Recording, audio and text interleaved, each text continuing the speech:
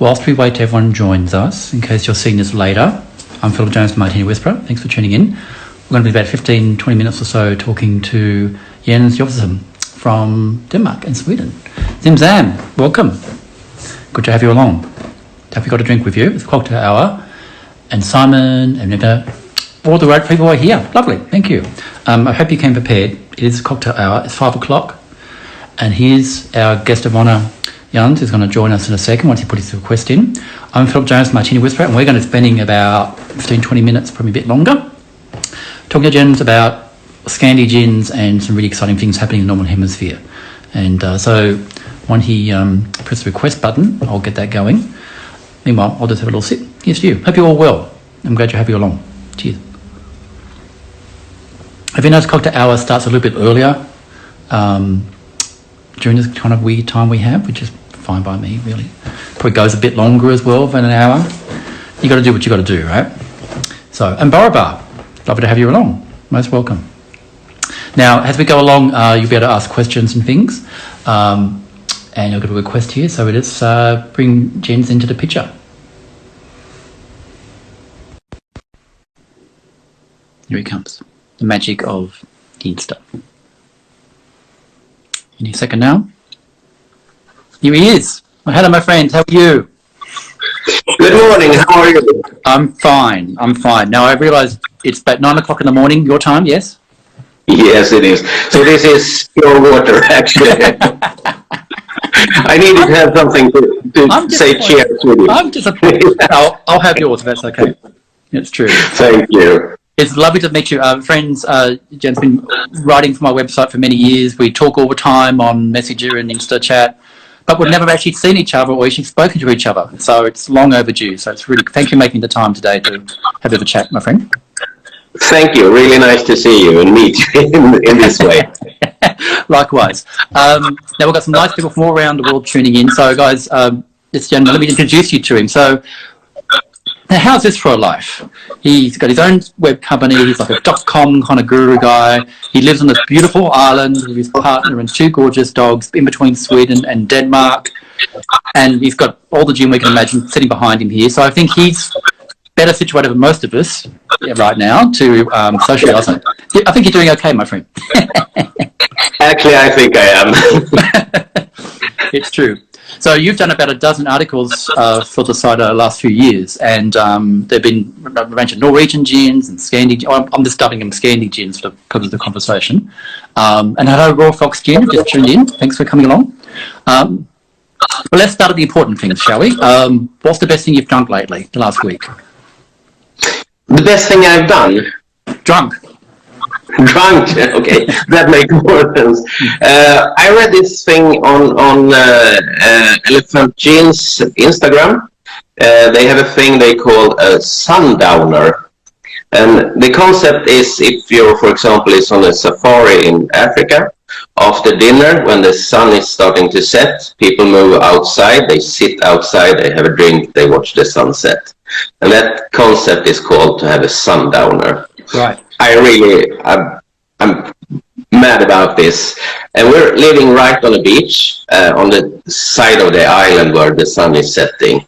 So a couple of weeks ago, the first really warm, nice summer evening, we sat down on the beach. We had a couple of drinks with us. We had a dog with us. And we were just sitting there for an hour or so, watching the sun go down, watching all the colors over the ocean.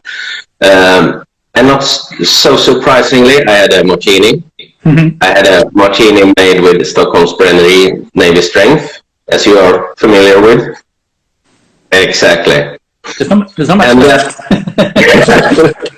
a new one. And both you and me are often talking about this. The best cocktail isn't only the best gin and the best vermouth and stuff like that. It's also the settings around it. So that was by far the best drink I had in ages. It sounds divine. It really does. On the other side of Australia, because I'm on the east coast, on the west coast, the left-hand side where Perth is, you can actually kind of do that because it's the only place in Australia where on the west coast you can watch the sunset into the ocean, into the Indian Ocean. So they've got some quite nice restaurants and bars there. And the last time I was there, late last year, I did exactly that, and it was just really special. Really special. That's great.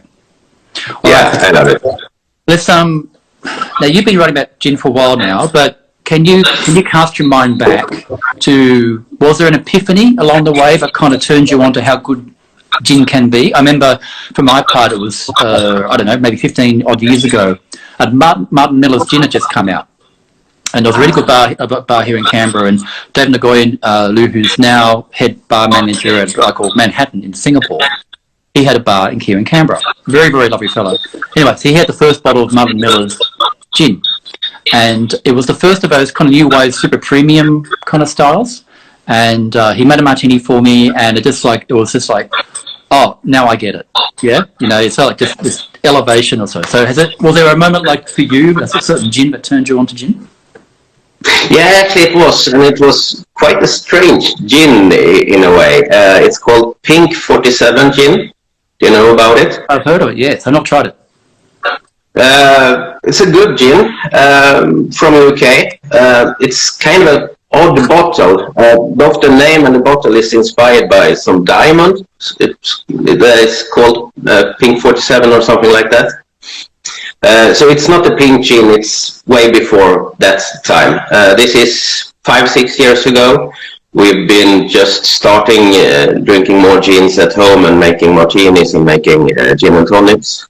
And at that time in Sweden, I usually used Beefeater, Tanqueray, Gordons, and Schweppes. And this was on a short trip to Denmark. We stayed at a bed and breakfast for a couple of days, and we went into this small fine liquor store. And that was the first time I saw these small bottles of tonic. So we tried Fentimans, Fever Tree, 1724. That was the first time we had craft tonic, so to speak. And I needed a bottle of gin to that, of course. And most of the gin he had was kind of pricey from the things that I usually bought. Mm-hmm. But this Pink 47 gin, it was on sale. It looked kind of strange to me, but he recommended, so we bought it. And that evening we tried out these different tonics with this gin, and we were, wow, blown away. This was completely new world.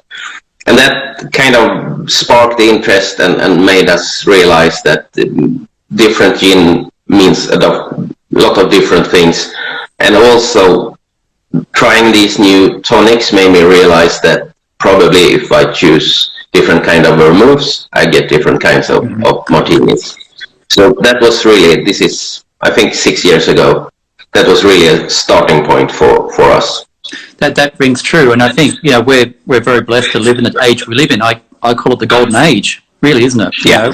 We've got this innovation, this incredible creativity, and I keep a rough count in my head. Maybe 6,500 gin brands in the world, not counting the releases. And they just keep coming. We've just ticked over 300 Australian gin makers on my list the other week, and they keep coming, and that's just wonderful. But it can be a challenge to find your way in sometimes, which is, I guess, where people like us come into play, where we can, guide people along. We kind of sit between the distiller and the reader. That's how I see it. Yeah.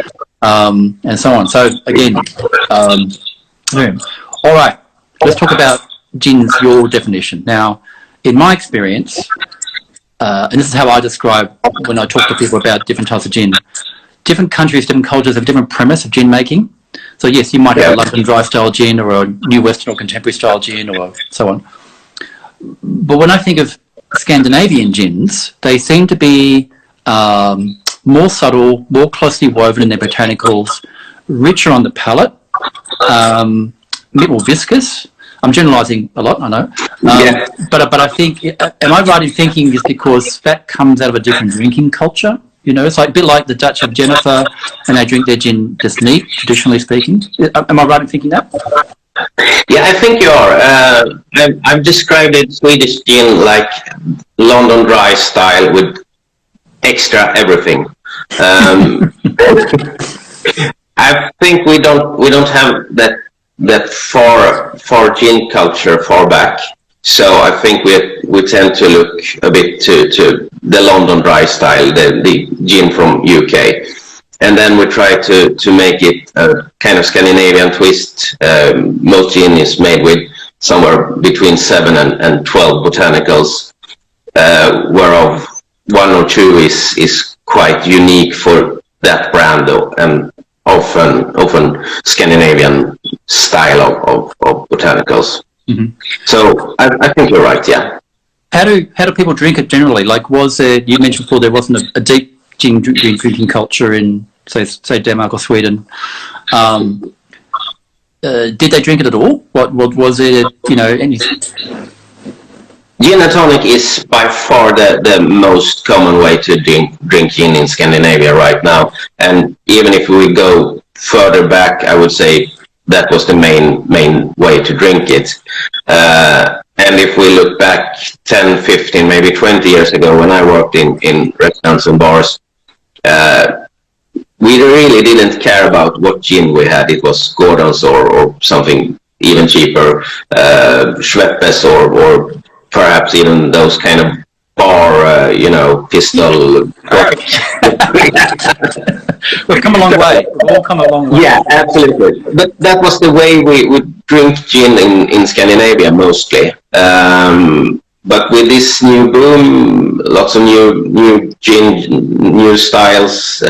Some of them are really, really great.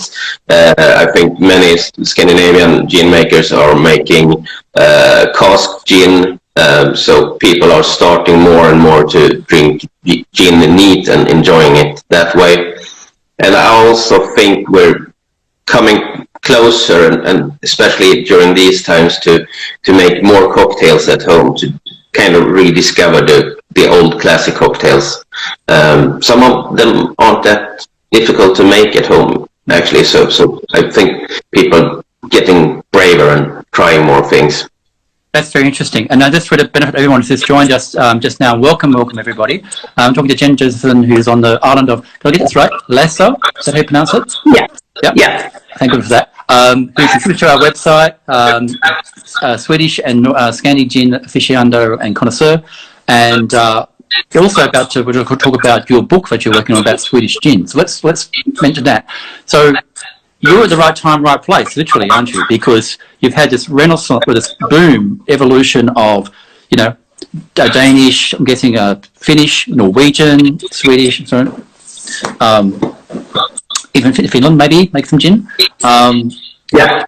So you're right in the hub of all this exciting moment, so to speak. So tell me about the book that you're working on about Swedish gin. Yeah, that's a really exciting project for me. It's actually a friend of mine. He bought a brewery in Sweden a couple of years ago, and they started making tonic. And he was quite new to the gin and tonic markets, and he was kind of impressed about Swedish gin makers. But also we have kind of hard laws in Sweden, and it's hard for the gin makers to reach out in Sweden with their products. So he had the idea of making a book about Swedish gin and tonic and the producers. And we gathered a really good team. We have really skilled people from the book industry and from the bar industries and everything. So we did crowdfunding in the beginning of the year, and it went very well. So we have the money to make the book. Right. And thank you. And the idea is not to make a classic gin book. We won't talk about these hundreds of years of drinking gin in London and all this. We will focus on the more modern history of gin, and of course the gin history in Sweden. And then it will be a book more about the places and the people behind the gin. So it's kind of a travel storytelling book. So that is a problem right now. I should be out there visiting Swedish distilleries right now. Yeah. I can't even travel to Sweden. My colleagues in Sweden could travel, but they really shouldn't travel. And many distilleries, they don't want in visitors because of Corona. So we're trying to do as much as we can at home, trying to write all the articles about the history in Sweden and stuff like that. But we're kind of behind schedule now and don't know what's next. You're not the only one, Jens. It's a gigantic pause button on the On the whole world. So it's not our fault. We just have to wait and see. But I think it's a really lovely project. We have lots of producers backing us in all the ways, and we had the opportunity to visit a couple of them before all this happened, and only that has been a really fantastic journey so far. I bet it would be. I mean, what's this? Couple of things I want to draw out there. One was you mentioned there's difficult laws in Sweden. Is that difficult to sell? Is it like government regulation, or is it taxation, or is that one of the challenges? Yeah, we have strict laws about advertising. We have high taxes on alcohol, and as you mentioned, the state has a monopoly on selling alcohol to private persons. Tricky. So a distiller can't sell directly to the public at all? No, it can't. So you distill your product, you can sell it direct to restaurants and bars. You can have tastings at your distillery, but you can't sell a bottle to someone at the tasting. And you're by law guaranteed to get your product in 3 or 5 of the closest stores closest to you. But that's not much. So if you don't get listed on in the Systembolaget, the monopolies stores, you will have really trouble getting the products out. That's incredibly challenging. I mean, they have a similar model in some provinces of Canada. I think Ontario, they have a government monopoly on retail sales of spirits, for example. And here in Australia, their taxation is quite high, so about 33% of the price of gin is a form of tax. And distribution is a lot more challenging, but we don't have those sort of very difficult limitations either. So they really rely on cellar door kind of sales as well. That's really difficult. What's the scale of industry though? Like how many ballpark distillers are there in Sweden, for example? I think we have, I don't know how many distillers we have, but I think we have around 150 different Swedish gin. And the strange thing is in Denmark, I would say the number is close to 300, almost twice as much. But Sweden is twice as big as Denmark in population. So that's an effect of this government handling. Because in Denmark, the market is free. Sweden, Norway, and Finland has this kind of monopoly. So your book, it's going to be in Swedish, yes. Any hope to get it translated into English? Because I'm sure it'd be an interesting market. Yeah. We really want to do that, but first we'll do it in Swedish and see how it sells, and if everything goes as planned, absolutely we want to do it in translated to English. Because I know, as you're well aware, and I'm sure the people tuning in now are aware how this exciting it is. I mean, the gins wash up here in Australia, the Herno gin, and of course everyone's familiar, I'm sure, the collaboration of Australian Four Pillars gin and Herno, which I was very sceptical about, I to be perfectly frank, and it's delicious. It's a very successful. Yeah, I love it. Yeah, it's really going to show you. Oh, here we go. This one. So this is the other one in that series. This is the one made in Hannö together with Four Pillars. And they're very entrepreneurial, Four Pillars. They're probably the largest of the Australian gin brands, and they're very, very clever at what they do, but happily the product can back it up. I'll pull this bottle out just while we're talking about, this is a bit off your beat, Jan, but the Finnish gin, Natu, for example. And I find a lot of similarities in terms of flavour profile and complexity and finesse to gins like this and Swiss gins. I guess the impulse must be similar because, like you were talking before, where the distillers were inspired by their place. You know, almost like a terroir, whether it's water or botanicals or so on. It's a very, very interesting story. Yeah, I agree. So, but what do you think? What is about in a general sense, I know you're biased, but why are Scandinavian gins so good? Because I've never had a bad one. We talked with contributor Simon just before this afternoon, talking about the emergence of Japanese gins, and they're very variable. You get something like a Kyoto distillery gin, Kanobi gin, which is just exquisite, and you'll have other brands is variable, shall we say, right? Because they kind of feel in their way and they've got different traditions.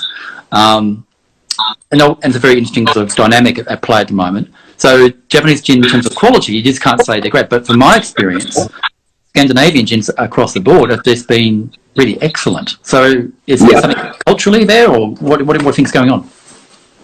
I think if we look, I think there's a quite big difference between Swedish and Danish gin. So if we start with Swedish gin, I think there's two main reasons why this has happened. One is what we talked about, the whole system with the monopoly. I mean, if you make a gin that is quite all right, because of the taxes, it won't be much cheaper than the really good ones, and you won't be listed on many stores. So people really need to want to buy your product. You can't advertise it, so people need to hear this is a good product. They need to go on the Systembolagets website to order it, wait a week or two, then go down to the nearest Systembolag store, pick it up, pay for it. You won't do that with a half-decent gin. Right. So in order just to survive, I think you need to either make something as cheap as you can, something really big production, but maybe not that high quality, if we say it like that. Or you need to do something that is so good that you really have a chance to get it on multiple stores, and actually have people that are willing to do all this work to get your gin at home. Is there, when I'm thinking about Australian distillers, for example, we mentioned Four Pillars before. They're one of the largest corporate, if you like, quote unquote, distillers, and there's others. But most distillers in Australia are small business people, husband and wife teams, rural, regional locations.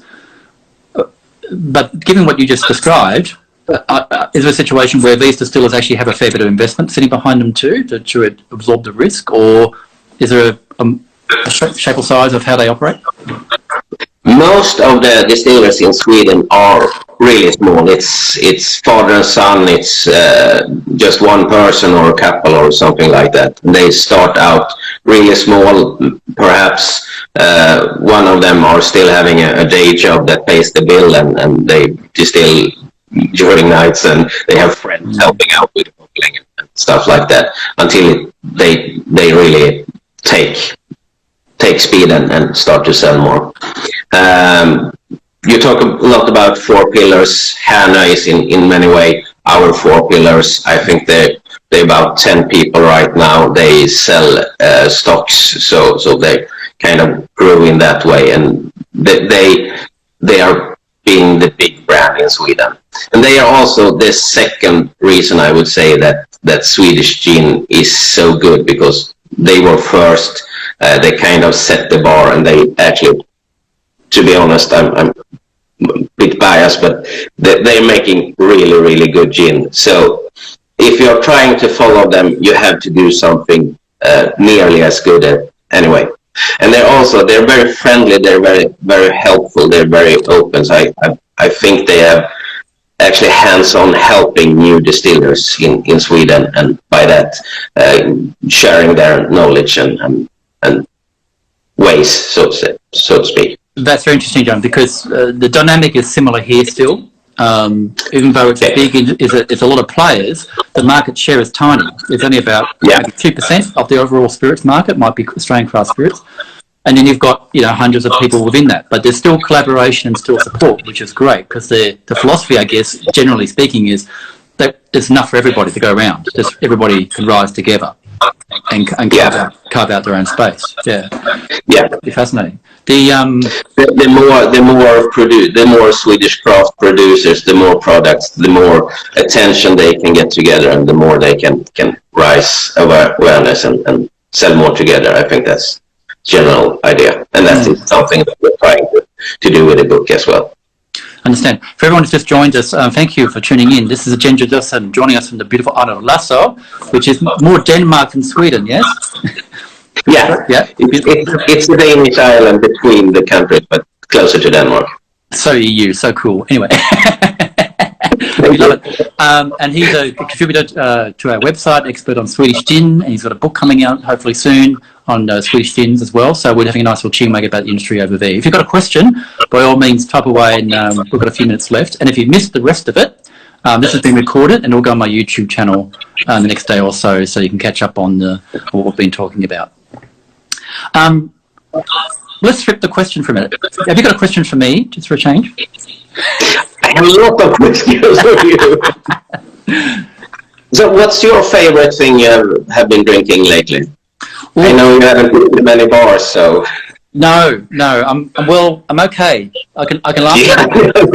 I can last another week. I think I'll be all right. I'll send out the pigeon through reinforcements. Let me think now. No, staying on topic. When I saved this for a rainy day, and we've had a few of those lately. Now this is for Stockholm. So this is the Urban Stockholm Distillery. It's the only one in there, as I remember. And the Navy Strength Gin, it lands at, what's the ABV? 57% ABV. Right? So batch number 2, bottle 275, elderflower, heather, and rosemary for the botanicals. Yeah. But what struck me about this, and this is why I'm a bit obsessed with Navy Strength Gins at the moment, is I explained it. When I think about Navy Strength Gin, it's not about high alcohol for the sake of it. It's about the intensity of flavour that the high ABV can carry from the botanicals. And it's a bit like a hot curry versus a mild curry. Sometimes you want that heat in the profile, or the spice in the profile, you get from the alcohol. And what's amazing about this, you get pretty much zero volatility or spirit heat in it. It's so subtle. Yeah. And that's very accomplished and very hard to pull off. And when you think about we're talking about elderflower and rosemary, they're quite powerful botanicals in their own right. So I'm just thinking aloud, I'm just wondering, sometimes we're talking about how the inspiration of Swedish gin makers are looking at maybe some previous crafts. Are there culinary traditions that maybe they might draw on to some extent? So certainly when I revisit these sort of gins, I'm never disappointed at all. I've been mucking around a bit with rums as well. This is people would be shocked to hear. And so here, for example, this is an old label called Binley. It's a Queensland rum. It's a long subject for another time, but it was actually one of the first legal distillers in the state of Queensland, if not Australia. And for a long while, the still was on a paddle steamer, like the 1800s, mid-1800s.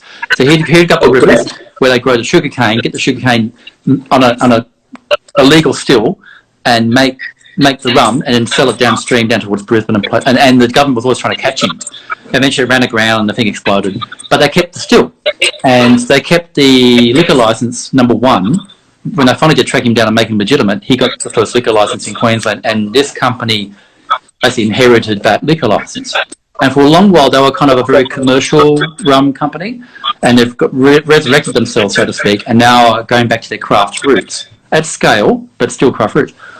And so when I came back to this rum as part of a project I was working on, I was really surprised at its finesse. And I think rum has a very mixed reputation, obviously, for all sorts of different reasons. But this particular one's light and delicate and fragrant, and it's such diverse, a bit like gins are now. The specs of the category of rum, because you've got everything from light rums or silver rums to barrel aged to flavoured to aged, and all the combinations in between.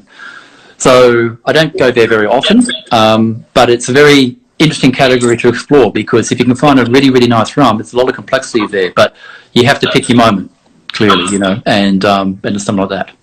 So that's kind of what I've been kind of pushing the boundaries a bit, just, different food types. You're forgiven. No, but I mean, it's, jokes aside, it's interesting with different kinds of spirits, because the craft movement is everywhere, and it's easy to think that rum, if you don't know enough, it's easy to think that rum is only those big brands that aren't that interesting.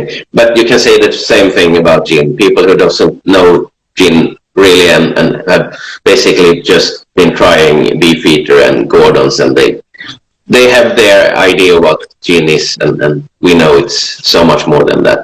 So well, exactly, and I think to come full circle, Jones, is that a sign of a good quality gin is that you can drink it neat. yeah. Yeah. So those gins we talked about, Beefeater, Gordon's, and the classics, they're disguised often for a reason. I mean, due respect to those venerable labels. They're designed for a gin and tonic. They're designed for some sort of cocktail.